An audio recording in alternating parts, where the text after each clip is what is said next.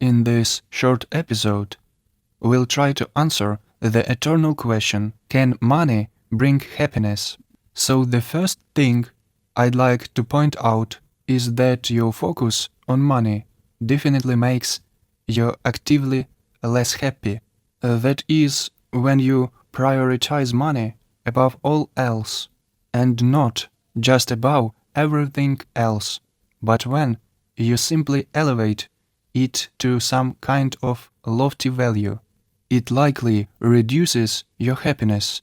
Second, if your income is currently low, your social circle is like a concentrate mixer digging a hole for you, and you say, I want to get out of this, and they tell you, why are you rushing? We are sitting here drinking just fine. Why are you saving?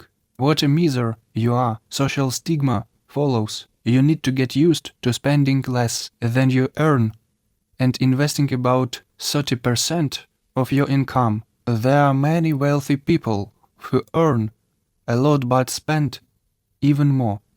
And these people are in debt. They have loans for cars, for partying, and they can't seem to get out of this cycle. People who prioritize money focus on it. They earn it, but they completely lose sight of what money is really for. Money is needed to improve some of those very pleasant aspects of life that exist without money, namely your interactions with nature, your interactions with loved ones, friends and family, and helping others. Therefore, those who mistakenly start earning money simply for the sake of earning money, not to devote more time to their families, not to better help others, not to be a more effective citizen and contribute to society, but simply to earn more money, to become a billionaire, are making their lives radically worse. Money can actually be used incorrectly. For example, you can sprinkle salt on the wrong foods, like putting salt on a cake. In much the same way, you can spend money on things you don't really need to spend money on. For example, when you go to a car dealership and buy one very expensive item, like an expensive car, you buy an expensive car, but in reality, you can just drive it. You need to buy tires, oil, filters, and so on. Then you'll want to tune it up, in short, to some excellent. You become a hostage to the car you bought. It would be much easier not to buy it at all.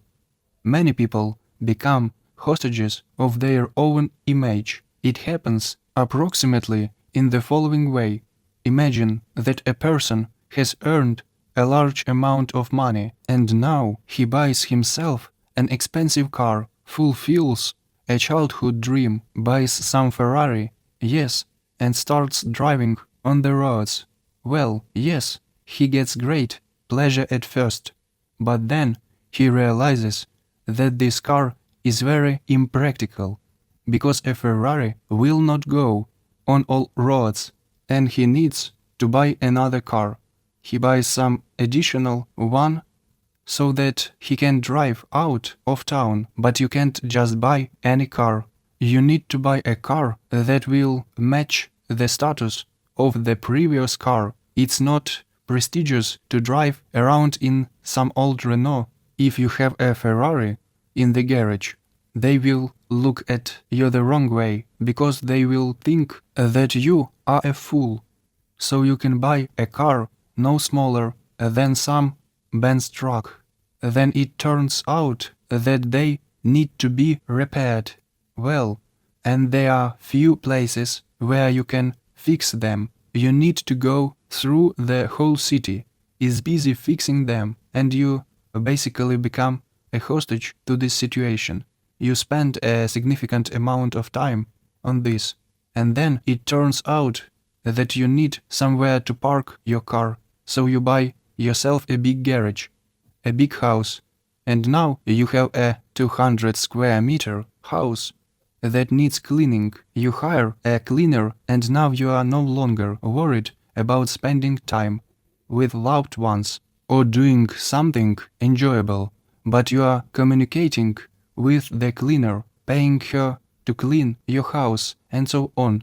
Basically, your life literally becomes a life spent maintaining this facade you put on yourself, which in reality feels completely alien to you, and it's unclear why you need it. These kinds of things actively reduce quality, or rather, the very happiness we seek when we earn that money.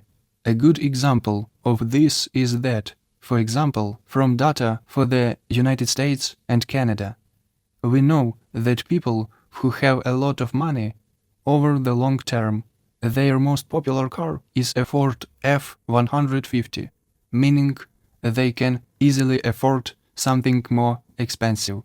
They can drive supercars, they can buy a Bentley. However, they choose, of course, an expensive car. However, it's a car that can't be called a luxury car, just a good mid-range car, and we need to follow their example. Don't aim high, don't think that once you've earned money, you should immediately fly on airplanes. This will give you absolutely nothing, will bring you no happiness, and will likely only make your life worse. The paradox is that happiness doesn't necessarily depend on how much money you earn. What's much more important is how much money you currently have in your account. For example, someone who earns $1 million a month and spends that $1 million may actually be less happy in some situations than someone who earns $250,000 and systematically saves and invests it, accumulating capital, which makes them feel good. It's important that you feel calm and secure. The more you earn, the more you'll require additional money to maintain your wealth. That is, your earnings should increase exponentially, while your happiness will increase linearly.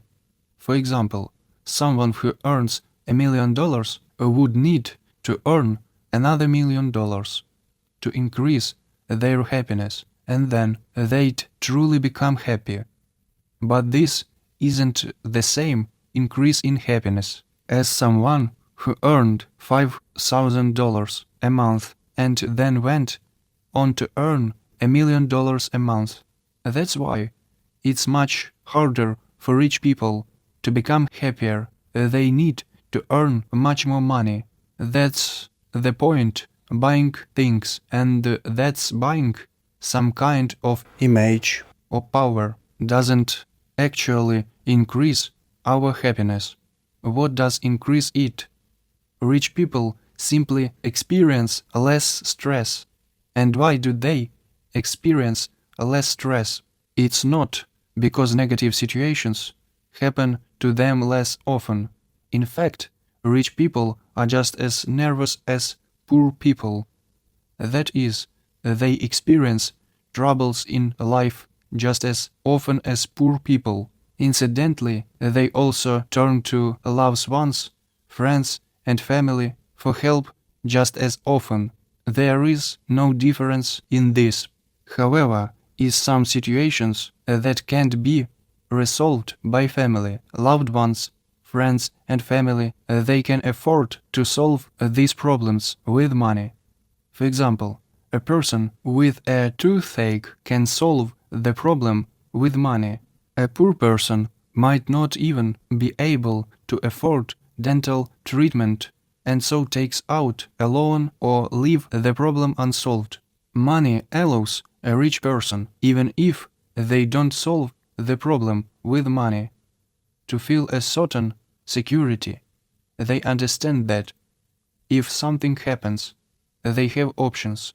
Therefore, it is extremely important to have a safety net for unforeseen events. Sometimes the poor feels shame about their poverty, and this plunges them into depression. Social media also influences this.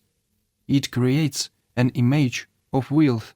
However, this image from social media only imitates wealth. Social media shows us signs of consumption such as expensive cars, yachts, phones, and so on. Poor people look at this and try to imitate it. They copy these signs, thinking they will appear rich. But truly rich people don't try to appear wealthy. They don't live for show. You need to buy time, not things. That is, hire an assistant or a cleaning lady, for example, but only if your funds allow. On the path to wealth, you will initially have to do a lot yourself. But it's important to note that this freed up time shouldn't be spent on procrastination. It's advisable to spend it on education and self-development, also on spending time with loved ones, exercising, walking, and traveling. The people who benefit from this strategy are those who are willing to do the very things that truly make a person happy.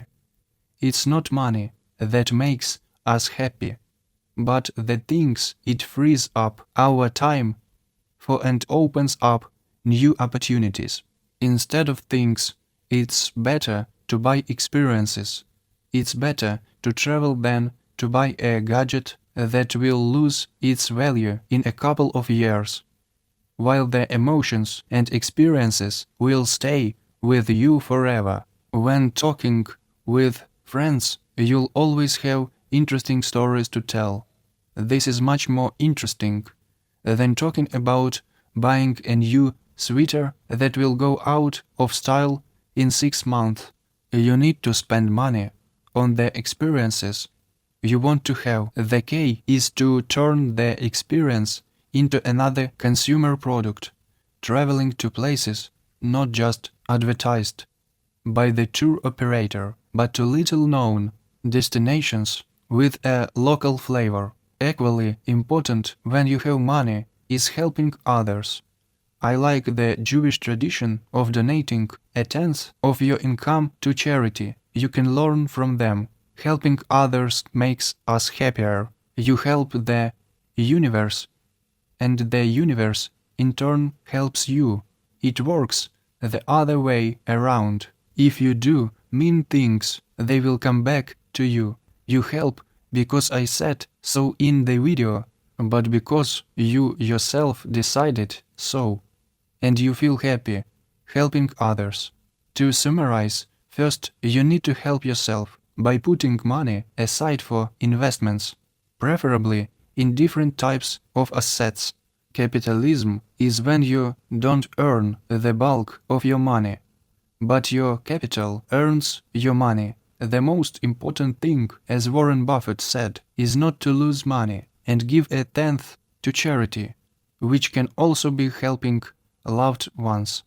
I hope everyone found this wealth interesting and informative, and most importantly, if you do acquire it, use it wisely. So this episode has come to an end. If you liked the episode, give it a like, write comments, and click the bell to be first to know about the next episodes.